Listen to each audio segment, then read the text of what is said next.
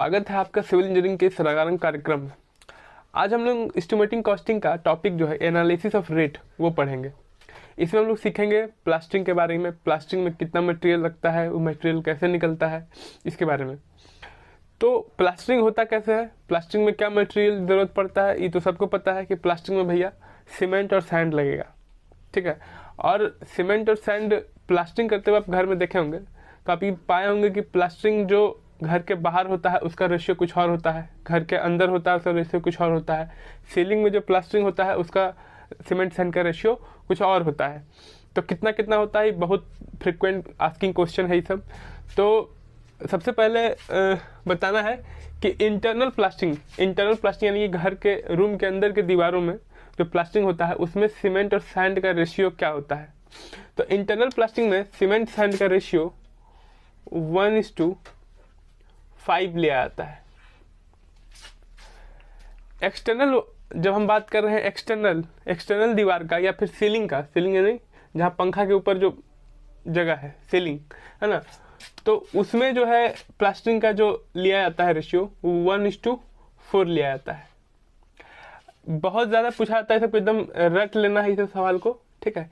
इसके अलावा पूछता है कि अगर बाहरी दीवार है ना, ये भी बाहरी है लेकिन ये भी बाहरी, लेकिन ई वाला में क्या है कि external wall prone to severe climatic condition, लेकिन बाहर वाला दीवार जो है सीवियर क्लाइमेटिक कंडीशन में, यानी कि हो सकता है वो घर का जो घर है वो रेगिस्तान में हो या एकदम ऐसा जगह पर हो जहाँ पे एकदम फ्रॉस्ट यानी कि पूरा बर्फीला जगह हो या कोई केमिकल के संपर्क में आ रहा हो।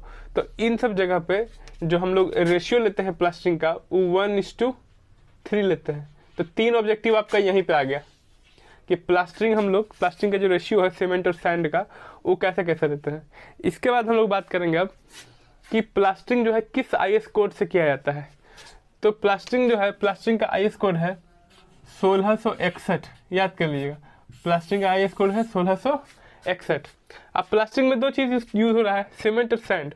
तो बोलिए अगर सीमेंट का IS कोड बता दिए तो देखिए सीमेंट का IS कोड का क्या है कि अलग अलग सीमेंट का अलग अलग IS कोड है, तो उसका चर्चा यहाँ करना भी संभव नहीं है। हाँ, कहिएगा कि वो सैंड जो प्लास्टरिंग में यूज़ होता है, हाँ गौर करिएगा लाइन पे, वो सैंड जो प्लास्टरिंग में यूज़ होता है उसका IS कोड होता है 1542। IS कोड से एक क्वेश्चन तो आपको 1 या 2 क्वेश्चन मिल ही जाएगा एग्जाम में, ठीक है। अब बात करते हैं कि प्लास्टरिंग का थिकनेस कितना देना होता है। तो स्टैंडर्ड थिकनेस जो प्लास्टरिंग का होता है वो होता है 12 mm। कितना होता है? 12 mm। अब यहाँ सवाल उठता है कि प्लास्टरिंग का थिकनेस हम लोग 12 mm ही क्यों देते हैं? 15 mm भी दे सकते हैं, 20 mm भी दे सकते हैं, ज़्यादा मजबूत हो जाएगा मेरा दीवार। तो देखिए प्लास्टरिंग में अगर हम लोग 12 mm से ज़्यादा देंगे ना तो क्या होगा, क्यूरिंग करते समय जब हम क्यूरिंग करेंगे तो ऊपर वाला सरफेस का जो टेम्परेचर है वो तो लो हो जाएगा, लेकिन प्लास्टरिंग का जो नीचे वाला सरफेस है वहाँ तक जो है क्यूरिंग पहुँच नहीं पाएगा, है ना, और वहाँ का टेम्परेचर ज़्यादा रहेगा जिस वजह से क्रैक डेवलप हो जाएगा, ठीक है। इसीलिए हम लोग चाहते हैं कि प्लास्टरिंग का जो सरफेस है, प्लास्टरिंग का जो थिकनेस है उसको हम लोग स्टैंडर्ड थिकनेस 12 mm पे रखें, ठीक है। अब आगे चलते हैं, आगे बात करते हैं। अब देखिए मान लीजिए दीवार है, ठीक है, और इस दीवार पे हम लोग को प्लास्टरिंग करना है।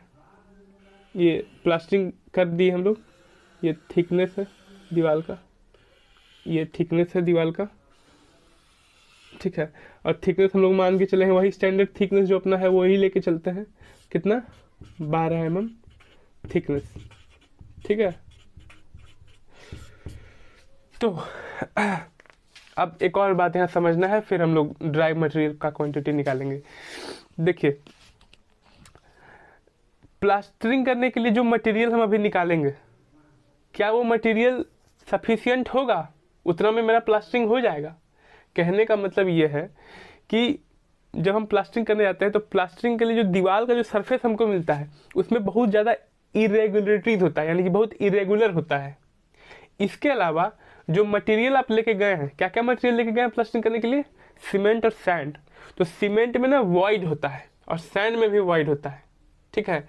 तो ऐसा होता है कि जब भी आप ड्राई मटेरियल में पानी मिलाइएगा ना, ड्राई मटेरियल में जो आप एक्चुअल क्वांटिटी निकाल के लाइएगा उसमें जब भी आप पानी मिलाइएगा तो वो मटेरियल कम हो जाएगा आपका, प्लास्टरिंग के लिए वो मटेरियल कम हो जाएगा।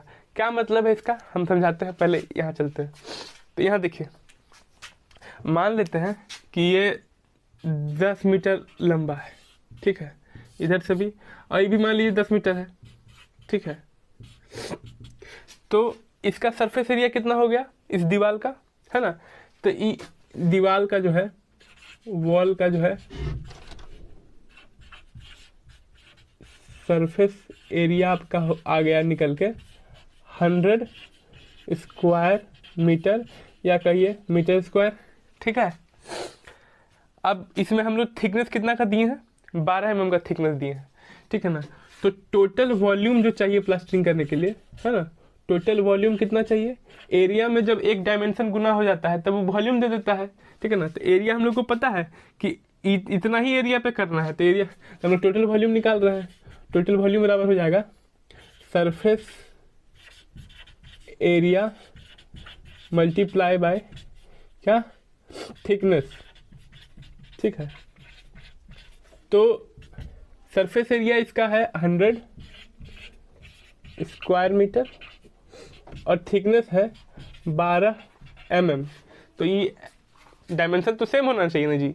तो ये mm को जो है आप चेंज कर लीजिए मीटर में। तो कैसे मीटर में चेंज होगा, तो एक लाइन और आगे बढ़ते हैं। ये स्क्वायर मीटर या मीटर स्क्वायर में कोई दिक्कत नहीं होना चाहिए। ये 12 को भाग दे दीजिए 1000 से, ठीक है, तो ये चेंज हो जाएगा आपको मीटर में। अब इसको कटा लिया जाए, है ना, तो ये बचेगा 1.2 मीटर क्यूब।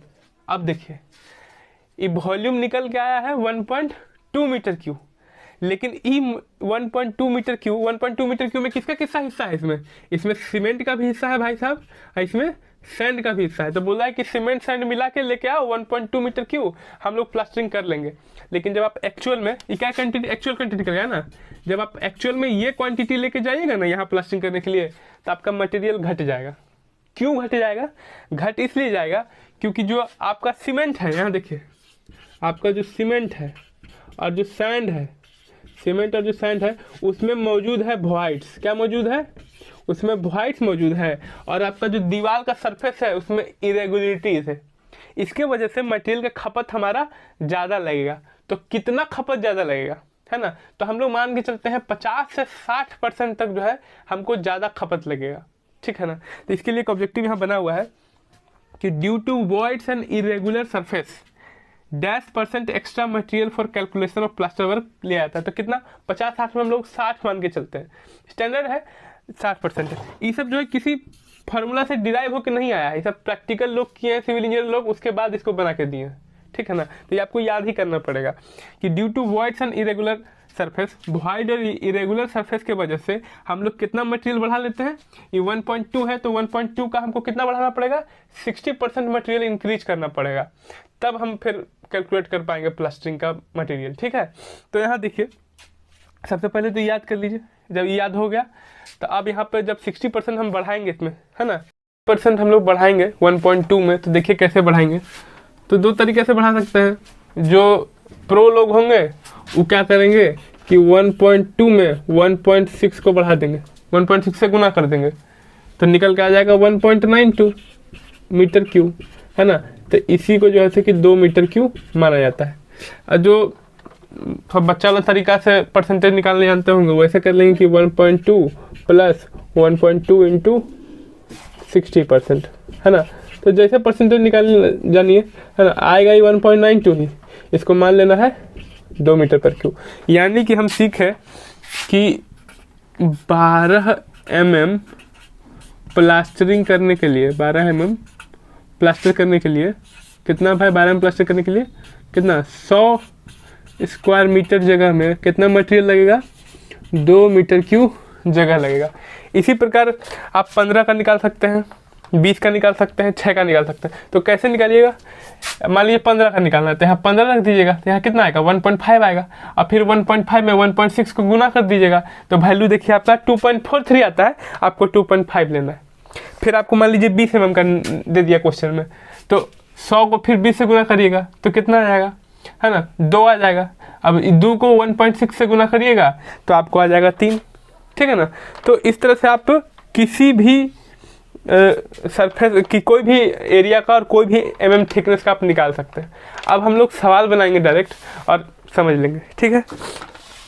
तो चलिए, पहला है find the quantity of cement and sand for 12 thickness 100 square metre area plaster with cement mortar. तो कैसे बनाएंगे?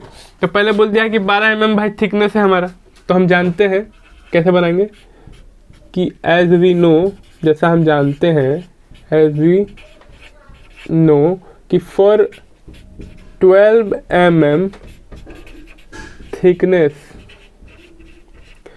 जो है ड्राई मटेरियल कितना लेना पड़ता है? ड्राई मटेरियल जो हमको लेना पड़ता है वो लेना पड़ता है, अभी भी निकाले हैं 2 मीटर क्यूब, ठीक है। अब चलिए सीमेंट का मटेरियल निकालते हैं। तो यहाँ लिखिए सीमेंट, उसके बाद ये टोटल क्वांटिटी है ना जी, 2 है ना, तो टोटल क्वांटिटी, तो टोटल क्वांटिटी ऊपर लिखना है और नीचे में भाग देना है। ये जो रेशियो है ना, इसका रेशियो कितना है सीमेंट इसका? अच्छा, क्वेश्चन में रेशियो नहीं लिखा हुआ है, तो रेशियो जो है इस क्वेश्चन में दिया हुआ है आपको 1:4 का, मान लीजिए, ठीक है ना। आपके find the quantity of cement and sand for 12 thickness 100 square metre area है प्लास्टिंग का, और सीमेंट मोटार का जो रेशियो है 1:4 है। तो इस रेशियो को आपस में ऐड कर लिया जाता है, ठीक है ना। तो 4 1 5, तो ऐड करिएगा तो वैल्यू आएगा निकल के 0.6 नहीं आएगा, 0.4 आएगा, है ना, 0.4 मीटर क्यूब आएगा। तो ये निकल गया आपका सीमेंट, ठीक है। अब उसका जब निकालना हो सैंड को, है ना, तो आप तो जानते हैं सीमेंट 0.4 है, तो सैंड उसका कितना है? ये सीमेंट है तो सैंड उसका कितना है? 4 गुना ना है जी। तो ये 0.4 मीटर क्यूब में आप गुना कर लेंगे 4 को, तो कितना निकल के आएगा? ये निकल के आएगा आपको 1.6 मीटर क्यूब, ठीक है। तो यही मटेरियल चाहिए, लेकिन जब आप दुकान पर जाएंगे तो क्या बोलिएगा, हमको 0.4 मीटर क्यूब सीमेंट दो, देगा आपको? नहीं देगा। तो क्या करना है कि एक बात जान लीजिए, यहाँ पे ये ऑब्जेक्टिव भी है, आपको रट के भी रखना है कि 1 मीटर क्यूब बराबर 30 बैग सीमेंट होता है, ठीक है। सीमेंट आपको बैग में ही बताना है, ठीक है ना। तो 0.4 को गुना कर लीजिएगा जब आप 30 से, तो कितना निकल के आएगा? 12 बैग निकल के आएगा, है ना। यानी कि आपको 12 बैग सीमेंट का जरूरत है। तो क्वेश्चन ई वाला में आपको सिर्फ क्या ये क्वेश्चन दे देगा, ठीक है, और आपसे सिर्फ सीमेंट का बैग मांगेगा, आपसे सैंड भी मांगने नहीं जाएगा, या सिर्फ सैंड ही मांग लेगा, है ना। तो ये आपको बनाने, ई वाला क्वेश्चन आना चाहिए बनाने के लिए, ये बहुत ज़रूरी है। तो आज के लिए इतना ही, कल फिर मिलते हैं। जय हिंद, जय भारत।